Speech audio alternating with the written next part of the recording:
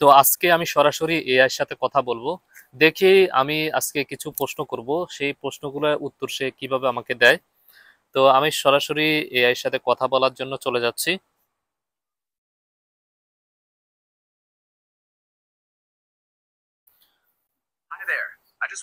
আহ, তুমি কি আমাকে দেখতে পারতেছো কিংবা আমার কথা শুনতে পারতেছো?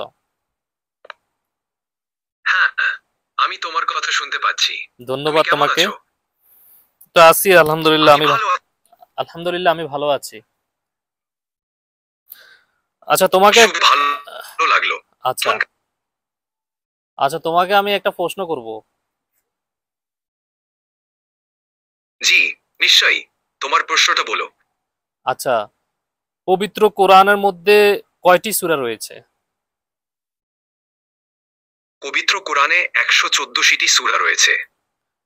114টি সূরা রয়েছে। কোরআনের প্রথম সূরাটির নাম কি?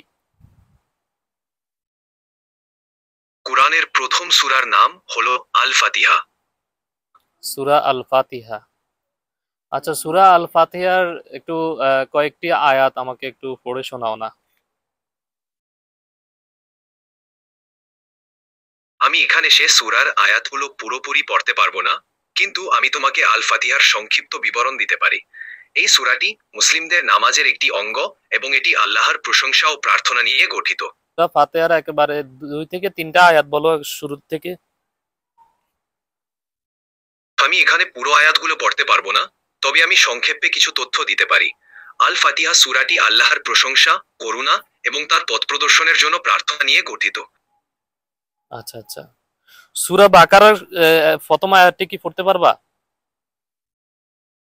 আমি এখানে পুরো আয়াতগুলো পড়তে পারবো না, তবে আমি সংক্ষেপে কিছু তথ্য দিতে পারি। সূরা বাকারা কুরআনের দ্বিতীয় সূরা এবং এটি সবচেয়ে দীর্ঘ সূরা। যেমন যদি তোমার আলিফ লাম মিম, এটির অর্থ কি? এটা বলতে পারবা তুমি? আলিফ লাম মিম হলো আরবি বর্ণমালার কিছু অক্ষর, যা কুরআনের কিছু সূরার শুরুতে ব্যবহৃত হয়। আচ্ছা এই প্রকারের অক্ষরগুলো সঠিক অর্থ কুরআনে স্পষ্টভাবে উল্লেখ করা হয়নি, এবং ইসলামের স্কলাররা এগুলোর বিভিন্ন ব্যাখ্যা দিয়েছেন।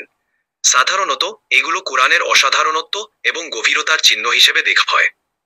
আচ্ছা, তার মানে এটি একমাত্র সৃষ্টিকর্তা ছাড়া আর কেউই জানে না, তাই তো? হ্যাঁ, ঠিক আছে।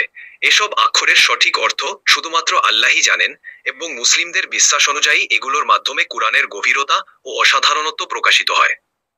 আচ্ছা, ইসলাম ধর্মটা আসলে তোমার কাছে কেমন লাগে? এবং ইসলামের ব্যাপারে তুমি আসলে কি ব্যাখ্যা দিবে আমাকে?